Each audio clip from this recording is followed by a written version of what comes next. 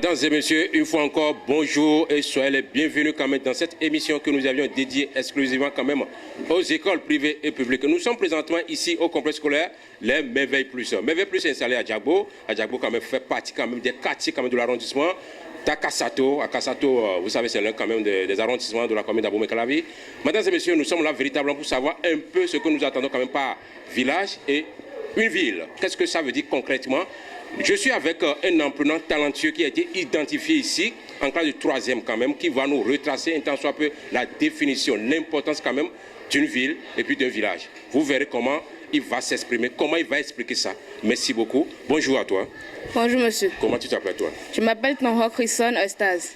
Je suis élève en classe de 3e MC au complexe scolaire Les Merveilles Plus. Ça veut dire qu'il se prépare pour le BPC, donc nous le souhaitons quand même bonne chance d'avance. Sûrement il va nous décrocher un bon rang à la fin de l'année scolaire 2021-2022. Mais dis-moi de façon très simple, qu'est-ce que nous attendons quand même par un village? Un village, ça veut dire quoi concrètement? On y va. Concrètement, un village est une zone où il y a plusieurs habitations et où la population exerce des activités traditionnelles comme l'agriculture, la chasse, la pêche. Un village est un lieu où l'on ne se déplace pas avec des moyens modernes. La plupart des gens se déplacent à pied ou avec des vélos et où on remarque souvent des enfants qui se déplacent à longueur de journée. Comme exemple de village au Bénin, on peut citer là où nous sommes ici à Djagbo, qui est un village mais qui est prêt d'atteindre le statut de ville. Voilà, nous allons aller directement vers une ville. Qu'est-ce que ça veut dire concrètement? Une ville est une zone urbaine fortement peuplée, dans laquelle la majorité des habitants exercent des activités et se déplacent ou agissent avec des moyens modernes.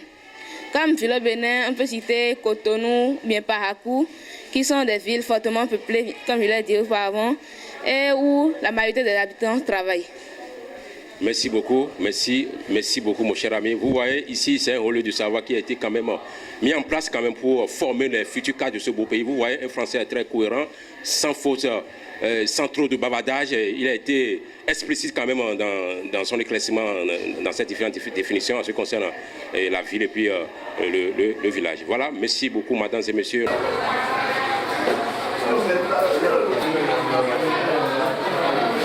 Mesdames et messieurs, voilà, nous avions maintenu le cap ici en classe de la seconde D, ici, pour en parler véritablement sur les différents composants quand même d'un village et puis d'une ville. Je suis présentement avec une élève en classe de la seconde D, ici présentement, qui a été identifiée quand même parmi bon nombre d'apprenants ici. Mesdames et messieurs, merci quand même d'être toujours présents avec nous ici.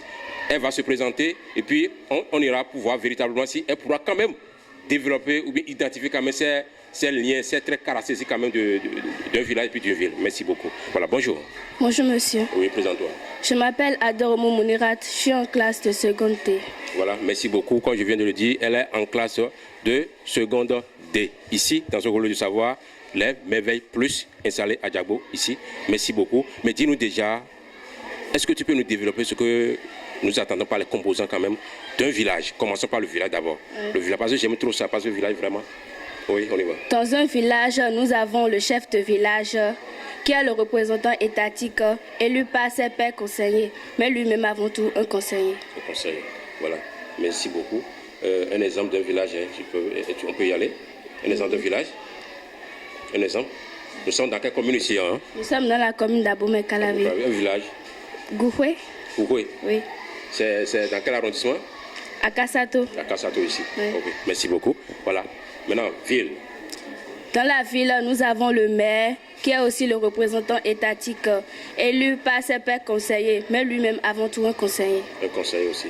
Parmi ces conseillers sont élus les adjoints, les chefs d'arrondissement et aussi le chef de quartier. Voilà. Merci beaucoup. Est-ce que tu peux quand même nous dire le nom du maire actuel d'Abomey-Calavi, de la commune d'Abomey-Calavi, le maire? Oui.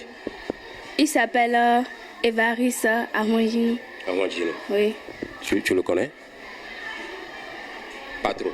Non. Ok, mesdames et messieurs, voilà, elle a bien démontré quand même les caractéristiques d'un village et puis d'une ville. Merci beaucoup de nous avoir suivis. On se dit peut-être prochainement. Avant ça, nous vous demandons quand même d'observer toujours quand même ces regards vers les enfants ici sur notre territoire béninois avec ce tournage que nous faisons chaque moment, chaque semaine pour démontrer véritablement quand même l'intellectualisme quand même de nos apprenants ici. Vous savez, l'école privée fait véritablement le travail qu'il faut pour que nous puissions avoir des cadres bien formés pour l'évolution, pour l'épanouissement quand même de notre administration béninoise. Merci beaucoup. Juste après elle, nous allons aller directement quand même vers le surveillant général, lui qui va nous développer un temps soit peu la structure étatique la plus influente quand même de la commune d'Abomey-Calavi ici.